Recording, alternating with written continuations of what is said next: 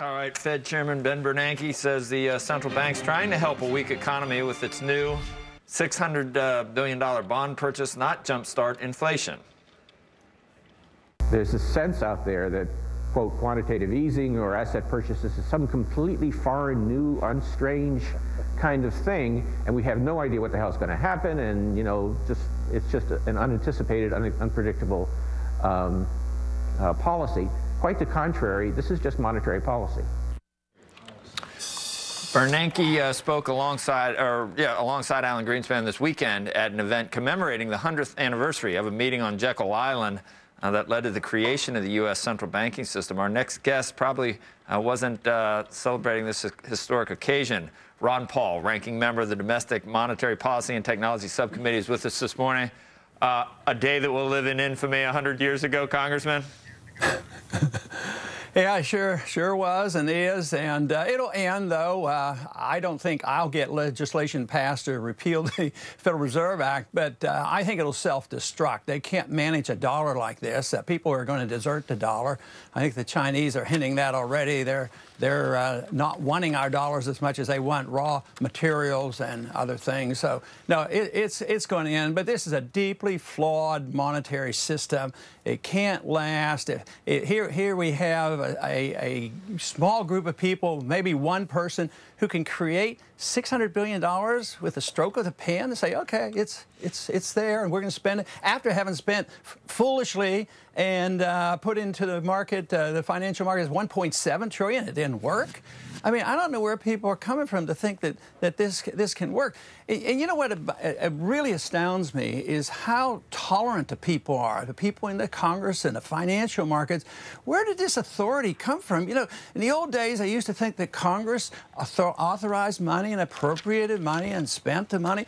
But now, somebody outside of the government that actually Congress created, they can spend trillions of dollars and not think anything about it. But, you know, if it really worked, it'd be hard to argue against it, even though we should. But it doesn't work. It's a failure. And next year, it'll be more. I don't think it'll stop at 6. It has to be 8. Bernanke is very, very clear on what he's going to do. He's going to create money until he gets economic growth, and there's no evidence to show that just creating money causes economic growth. Maybe just creating some inflation would at least preclude something like Japan in the 20 years that we saw there, which, I mean, if you had to pick one or the other, you'd probably take a little inflation rather than debt deflation for 20 years. No, I think inflation is fraud. I think it's theft, it's stealing, it's taxation without representation. I think it's wrong. You don't have to have inflation.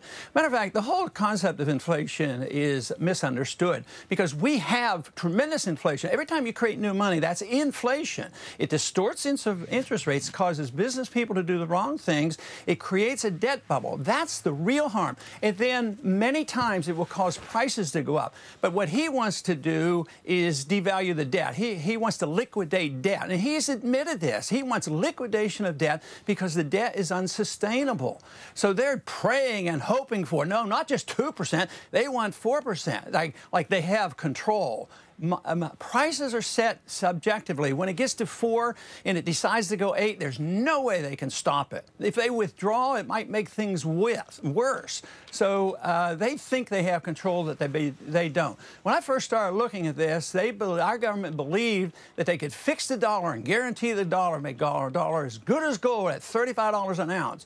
And they did that, what, for 15, 20 years, and then finally the market overwhelms, and the market overwhelms and destroyed Bretton Woods. And the market is more powerful than the central bankers, and they won't admit it, and they're going to keep doing this for a long, long time until they destroy the dollar, and they're doing a pretty good job of it. Congressman, if you look at monetary and fiscal policy as kind of a bridge between periods of risk-taking by the corporate sector, let's put aside for a moment what the Fed is doing. What should happen, not what they're already doing and doing wrong? What do you think should happen that will generate interest from the corporate sector to actually begin investing more aggressively? Well, what should have been done 3 years ago is just nothing and allow all the bad debt to be liquidated instead of the people who had benefited by the derivatives markets and the mortgage market. They should have been bailed out, and the taxpayers get dumped on. You know, the Fed bought this stuff. No, the debt should be liquidated.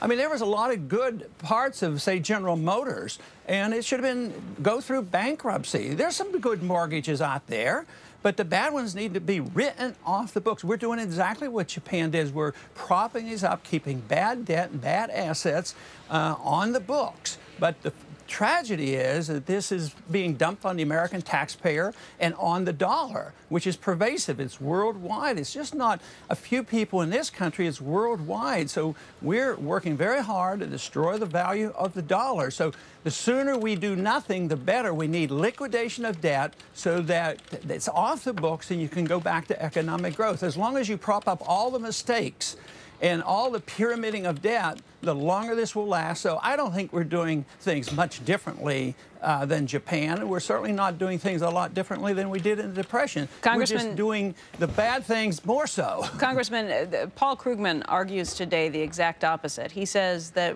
we're not doing enough. He lays out this reasoning for the Fed getting even more involved and says what they've just done with the $600 billion is not nearly enough, and that we're going to go back to the same mistake that was made back during the Depression. Well, he's exactly the opposite of a free market economist and sound money. So he and I wouldn't have very much in agreement.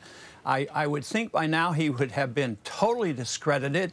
And it's tragic. I pray every night that his views will be, you know, just disappear, because what he wants to do is more of the bad stuff. So I think that, I mean, he gets a lot of credibility. He is leading the charge, the intellectual charge for total destruction of the money and the dollar.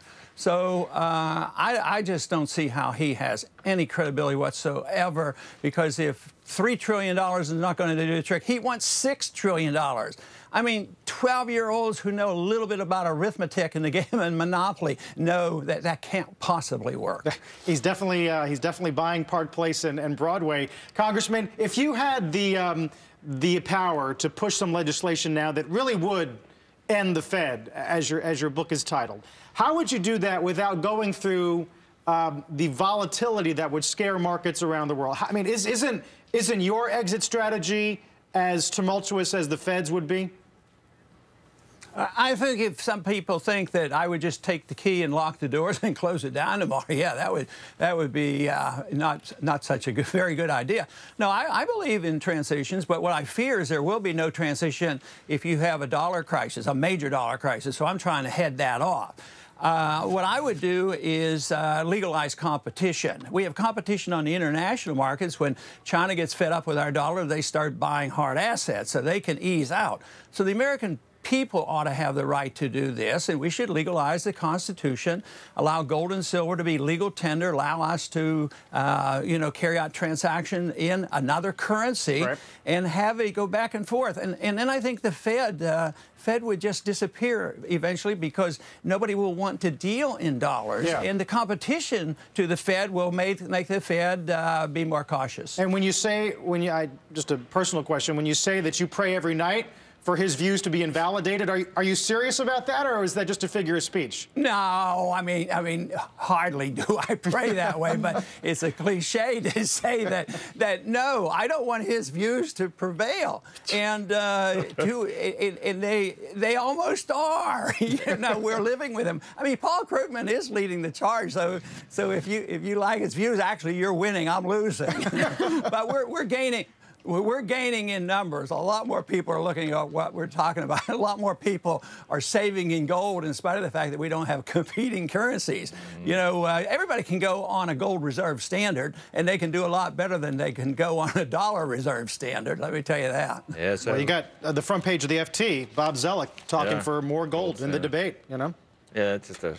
Yeah, and he's not exactly a radical either. No. I mean, I think he has a lot of good common sense. I'd rather listen to him than Paul Krugman, that's for sure. So is your son Paul light, or is he, we just got to wait till we see? I'm sorry, I didn't get that one. Is your son Paul light? I mean, that's what we hear. He's not quite you, a little more mainstream, or will we be surprised? You must be excited, I would imagine. I mean, congratulations. Oh, yeah, really. Yeah, and he's had a lot of criticism during the campaign from all sides, the libertarian side as well as the conservative side and liberal side. But I think you have to wait and see how he's going to vote. I was very pleased yesterday when he suggested that everything's up for grabs, you can cut everything. And, of course, I've been making that point. You can't deal with our budget problem because the debt puts a lot of pressure on the Fed, too, because they have to monetize our debt. So you have to get the house in order. But he was willing to say that even this military spending around the world is on the table, too. And we have $1 trillion that we spend every year just on maintaining our empire. And there is no way in the world we can deal with our budgetary problems if we don't and aren't willing to do that. And too many conservative Republicans aren't willing to think about that. But to me, it's necessary. But it's across the board. We got to cut the welfare state and the warfare state and live within our means. You know, this whole idea that deficits don't matter, and that language comes from both liberals and conservatives. Many times you hear conservatives, deficits don't matter. Cut the rates and it'll increase revenues. Well, even if it cut the deficit and increase revenues to the government, that's detrimental. The government is not our friend. The government just wants to regulate us. They'll just pass more Sarbanes-Oxley, regulations. So I would just keep the government out of it, except for enforcing bankruptcy laws, have sound money, allow liquidation of debt, just to get out of the way and let people keep what they earn. Get the tax levels down. Get rid of the income tax. Get off the back of the corporations. And freedom, we're actually, it's a pretty good idea. It's just that we've lost confidence in it. This country, business community, Wall Street, they think there's much more to be gained by being buddies with Washington than it is to be buddies with the marketplace. The market really works, and that's where the prosperity comes from. But understanding the market and having trust in the market is something that we need to do a lot more work on. All right, Congressman, thank you very much for appearing this morning. We'll see you again soon. We always enjoy seeing you, and we get a huge response whenever you're on. Thank you. All right. See you.